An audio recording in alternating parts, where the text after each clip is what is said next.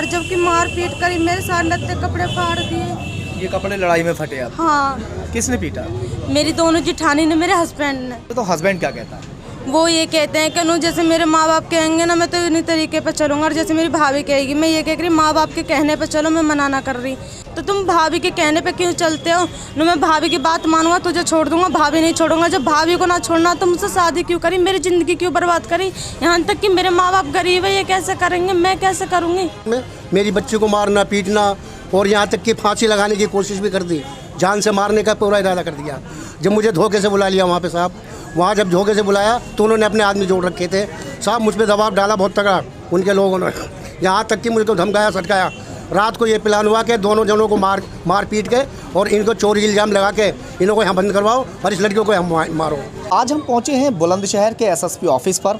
यहाँ महिला cell office से सामने दिखाएं, बहुत सारा एक बाज़ार सा लग रहा है, जैसे एक बाज़ार लगता हो। काफ़ी भीड़ भाड़ है, महिलाएं दिखाई दे रही हैं, पुरुष दिखाई दे रहे हैं। यहाँ पर ये वो लोग हैं, ज़्यादातर जो बेटियां हैं वो यहाँ पर केस डालती हैं और यहाँ उन दोनों पार्टियों को बुलाया जाता है, समझाया बुझाया जाता है। अगर इनकी समझ में आ जाता है, उनका घर भी बस जाता है। मगर बहुत से ऐसे परिवार हैं, हम आपको एक बेटी से यहाँ मिलाएंगे। इस बेटी के साथ मारपीट हुई और मारपीट के इसे घर से बाहर निकाल दिया गया। वजह है दहेज की। चलिए बातचीत करते हैं। क्या बेटा बताओ, पूरा मामला क्या था? मुझसे दहेज की मांग जांच कर रख रहे थे। शादी को कितना समय हुआ आपके? 5वां महीना चल रहा सर, 7 जुलाई। गाँव का नाम बताओ। मैं हसनपुर छोड़, गाँव तो मेरा सिकंदर। बुलंदशहर के जिला लगता है ना? हाँ, जिला लगता है। अब बताओ, शादी कहाँ हुई थी? हसनपुर हुई थी। मेरठ? हाँ, मेरठ के गांव हसनपुर में। हाँ। हस्बैंड का नाम? उमेश। आप बताओ क्या हुआ? दहेज की मांग जांच कर रहे थे। पापा ने दहेज भी दिया है, गाड़ी भी दी ही और चीज़ भी दी थी, अंगूठी दी थी, सोने की चैन दी थी। फिर भी जिठानी मेरे से मांग जांच कर रही थी। उनका कौन सा मतलब है दहेज मांगने का? वो कितना लेकर आई अपने हाथ से जो मुझसे मांग जांच कर रही थी। अब फिर इसी मैं कह रही कि तुम ऐसा क्यों करो हो मेरे से? मेरी भाभी तो ऐसे ही कहेगी मुझसे। और जबकि मार पीट करी, मेरे साथ लत्ते कपड़े फाड़ दिए। ये कपड़े लड़ाई में फटे आप? हाँ। किसने पीटा? मेरी दोनों जिठानी ने, मेरे हस्बैंड ने। ये आपकी कौन है? भाभी। भाभी। क्या यहाँ तक सच है? कहाँ आपसे आके शिकायत करती हैं? क्या कहती हैं? हाँ जी, सच्ची है, यही बात सच है। माँ जी क्या कहेंगी? सच है बिल्कुल। शादी कितना समय हो गया इनकी? 5वां महीना चल रहा है जी। 5वां महीना। हाँ जी। बाबू जी, जब आपने शादी की थी दहेज दिया नहीं था क्या? दिया था मैंने साहब दहेज। क्या दहेज दिया? मैंने मोटरसाइकिल दी, बेड दिया, संदूक दी, बर्तन दिए, घड़ी दी, नगद नारायण दिया मैंने साहब। जो कुछ मुझसे बना ऐसा मैंने उसको दिया। जबकि उसके परिवार में किसी भी शादी में कोई मोटरसाइकिल नहीं मिली। मुझसे मांग कर बैठे मोटरसाइकिल की, मुझे मोटरसाइकिल देनी पड़ी साहब, मैं बेटी के लिए। मगर चलो कोई बात नहीं, इनकी साख पूरी हो जाएगी, समझे जी। उसके बावजूद मैंने जब 2 महीने हो गए रक्षाबंधन के बाद में मेरी बच्ची को मारना पीटना और यहाँ तक कि फांसी लगाने की कोशिश भी कर दी, जान से मारने का पूरा इरादा कर दिया। जब मुझे धोखे से बुला लिया वहाँ पे साहब, वहाँ जब धोखे से बुलाया तो उन्होंने अपने आदमी जोड़ रखे थे साहब, मुझ पर दबाव डाला बहुत तगड़ा उनके लोगों ने, यहाँ तक कि मुझको धमकाया सटकाया। रात को ये प्लान हुआ कि दोनों जनों को मार पीट के और इनको चोरी इल्ज़ाम लगा के इन्हों को यहाँ बंद करवाओ और इस लड़कियों को यहाँ मारो।